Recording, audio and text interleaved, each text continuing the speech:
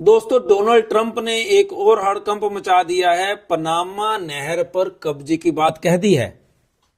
Donald Trump ने धमकाते हुए कहा है कि पनामा देश अगर अमेरिका के जहाजों पर अतिरिक्त छूट नहीं देता उस नहर में सफर करने के लिए, यानी कि जितना पैसे लिए जाते हैं दूसरे देशों के जहाजों से उससे ज्यादा यानी डिस्काउंट दे अमेरिका के जहाजों को। अगर पनामा ऐसा नहीं करेगा तो अमेरिका की सेना जाकर के पनामा नहर के ऊपर कब्जा कर लेगी। और ऐसा किया जा सकता है अमेरिका द्वारा, क्योंकि अमेरिका ने ही 1999 में 1999 में ये नहर पनामा देश को दी थी, अदरवाइज अमेरिका के ही कंट्रोल में थी। और कुछ एक शर्तें लगाई रखी हुई थी अमेरिका ने। उन शर्तों को अगर पनामा फिर पूरा नहीं करेगा तो डोनाल्ड ट्रंप ने धमका दिया किसे? पनामा को। अब यहां पे देखिए, जिसकी लाठी उसकी भैंस। अगर ऐसी हिमाकत कोई और देश करता तो अमेरिका क्या करता?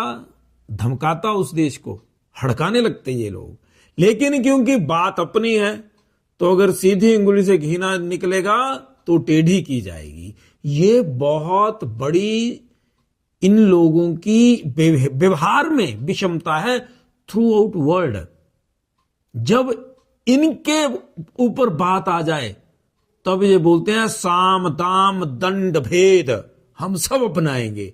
जब यही कार्यवाही दूसरे देश करने लगते हैं तो इनकी भुएं तन जाती हैं और यहीं पे दूसरी दुनिया के लिए सफर करना, जीना दूभर हो जाता है।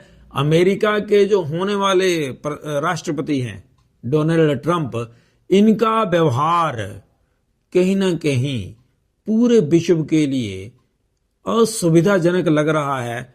आने से पहले ही देखना होगा कैसे पूरी दुनिया सरवाइव कर पाएगी। उधर पाकिस्तान समझ चुका है कि जो सैंक्शंस लगाए गए हैं अमेरिका द्वारा ये असल में कारस्तानी है इजराइल की। पाकिस्तान के सरकारी जो वक्ता हैं उन्होंने बोला है कि देखिए, अमेरिका तो हमारे ऊपर ऐसे सैंक्शंस प्रतिबंध नहीं लगाना चाहता, लेकिन है ये किसी के हाथों में खेल रहे हैं और कोई और है जो हमारे खिलाफ अमेरिका को भड़का रहा है। भारत के बारे में देखिए, भारत के बारे में ऐसी गलतफहमी पाकिस्तान को नहीं है। उसका कारण है कि जो पाकिस्तान की मिसाइल्स हैं वो तो भारत के हर कोने तक पहुंच सकती हैं। शाहीन 2 मिसाइल है और उसकी कवरेज मैंने बताया 2700 किलोमीटर तक है, तो साउथ तक जा सकती है। तो और भारत, अच्छा, न्यूक्लियर हथियार जो हैं पाकिस्तान के, अगर वो भारत के खिलाफ यूज करने की इच्छा रखेगा तो ये मिसाइल तो कैपेबल हैं। भारत की अगर अमेरिका को चिंता होती तो अमेरिका पहले ही बोल देता, लेकिन अमेरिका बहुत ज्यादा मतलबी देश है। अमेरिका ये चाहेगा कभी नहीं कि किसी और की मदद की जा सके अकारण। इस मुद्दे को, ये जो सैंक्शंस का मुद्दा है इजराइल के ऊपर, इसलिए प्रश्न और बात आ जाती है क्योंकि इजराइल के खिलाफ पाकिस्तान ने अभी पिछले दिनों बोला भी है कि ये आतंकवादी देश है और जो वहां के प्रधानमंत्री हैं वो आतंकवादी हैं। वो बात अलग है कि पाकिस्तान के लोगों ने खिंचाई करी कि आप लोगों ने पहचान लिया अपने भाई को। तो लेकिन पाकिस्तान के जो इरादे हैं वो इजराइल के लिए सही नहीं है। तो इजराइल अमेरिका का बहुत महत्वपूर्ण मित्र है और अमेरिका इजराइल के लिए कुछ भी कर सकता है। कुछ भी का मतलब होता है कुछ भी करेगा। तो अब पाकिस्तान के लिए चिंता का विषय यह है कि जो अलग अलग सैंक्शंस लग गए हैं वो सैंक्शंस पाकिस्तान की सांस लेना कठिन कर देंगे, क्योंकि पाकिस्तान की हालत वैसे ही बहुत खराब है। और अब जाकर के अमेरिका के सैंक्शंस जो लगे हैं ये उनके लिए और ज्यादा जीना दूभर कर देंगे। उधर भारत के प्रधानमंत्री नरेंद्र मोदी साहब कुवैत की यात्रा पर हैं। कुवैत में 1981 में गई थी इंदिरा गांधी, उसके बाद 43 इयर्स के बाद नरेंद्र मोदी वहां पहुंचे हैं। छोटा सा देश है, 45 लाख के लगभग वहां की जनसंख्या है। उस जनसंख्या में 21% भारतीय हैं, भारतीय मूल के लोग हैं। और जो वहां की वर्क फोर्स है वहां पे 30% के लगभग हिंदुस्तानी लोग रहते हैं। और सबसे बड़ी बात क्या है कि भारत के लिए जो कुवैत से आमदनी, जो हमारे वहां कार्य मजदूर हैं वो काम करते हैं, मेहनत कशी करते हैं खूब, वो फिर भारत को अपना पैसा भेजते हैं। तो जो विदेशी मुद्रा ऐसे कमा करके लोग भेजते हैं, दुनिया में भारत नंबर 1 है। 192 बिलियन डॉलर्स हमारे देश में आते हैं जो हमारे भारतीय लोग कमा करके भेज रहे हैं। दूसरे नंबर पर मैक्सिको है 68 बिलियंस और चाइना तीसरे नंबर पे है 42 बिलियंस। तो भारत के नजदीक कोई देश नहीं है कमाई के मामले में। प्लस जो भारत के कर्मचारी हैं, लेबर है उस और टेक्निकल लोग हैं, थ्रू आउट वर्ल्ड बहुत डिमांड है। कुवैत छोटा सा देश है तो प्रधानमंत्री ने इंटरेस्ट क्यों शो करा, ऐसा प्रश्न आपके मन में आएगा।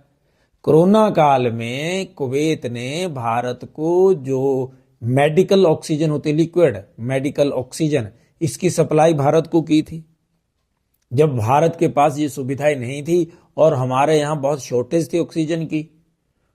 तो कुवैत उन देशों में से एक देश है जिसने हमारी हेल्प करी और एकदम से बिना किसी प्रश्न के, बिना किसी शर्त के, बिना किसी और असिस्टेंस के सिर्फ ये बोला कि हम we are ready to assist you. ये हमारा ऐसा महत्वपूर्ण दोस्त है जिसका एहसान हमें बिल्कुल नहीं भूलना चाहिए और प्रधानमंत्री के माइंड में पक्का ये बात भी रही होगी। साथ ही साथ भारत का जो इस समय कुवैत के साथ व्यापार है ये भी 11-12 बिलियन डॉलर का है। छोटा मोटा व्यापार नहीं हमारा, छोटा सा देश जरूर है वो, लेकिन हमारा व्यापार काफी है उसके साथ। तो हम लोगों को जो भारत है, भारत को तो क्योंकि अमेरिका के साथ व्यापार करना थोड़ा टफ होता जाएगा, तो भारत ने अपने ऑप्शंस, नई अपॉर्चुनिटीज तो ढूंढनी है ना, वो भी एक है माइंड में हमारे प्रधानमंत्री के। लेकिन जिस तरह का वहां पे स्वागत हुआ और जिस तरह का वहां पे माहौल प्रधानमंत्री मोदी को मिला, ये अविस्मरणीय था। और हमारे लिए भी फख्र की बात है कि हमारे प्रधानमंत्री को इतनी रिस्पेक्ट कुवैत ने दी। कुवैत बनिस्बत और मुस्लिम कंट्रीज के ये थोड़ा सा लिबरल है। अदरवाइज है तो मुस्लिम कंट्री और अपने धर्म के प्रति, अपने लोगों के प्रति इनकी पूरी आस्था भी है, कट्टरता भी है। लेकिन प्रधानमंत्री को वहां पर महाभारत और रामायण अरबी भाषा में लिखने वाले लेखक भी मिले हैं।